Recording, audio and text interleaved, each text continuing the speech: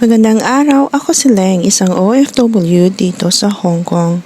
Sa videong ito ay mamamasyal tayo sa Tsing-i at kukuha ng groceries sa bahay ni Mama.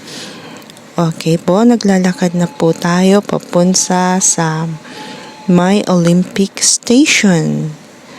Dito po ay tinuturuan ako ni Mama kung paano daw ako uuwi. Sabi ko naman, okay, ho, wachitaw la. Ganyan lang ako.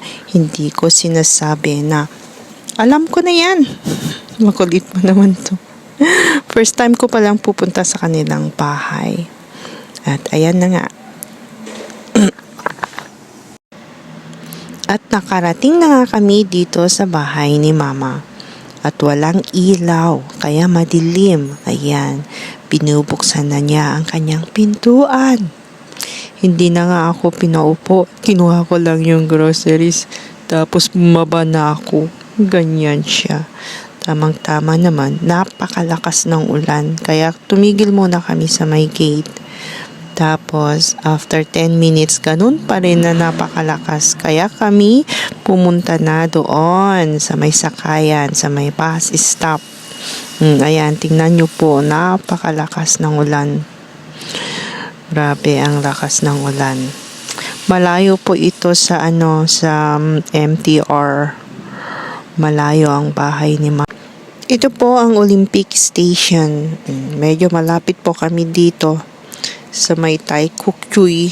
Kaya ako'y naglakad dito hanggang doon. Buti na lang hindi masyadong mabigat yung aking daladala. Pag uwi ko, ako'y nagutom kaya ako'y kumain na. Ito po ay toast bread. Yung tasty po.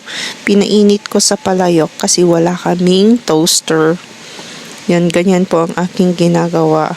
Kapag ako'y nagugutom, pinapainit ko sa palayok hanggang sa maging brown.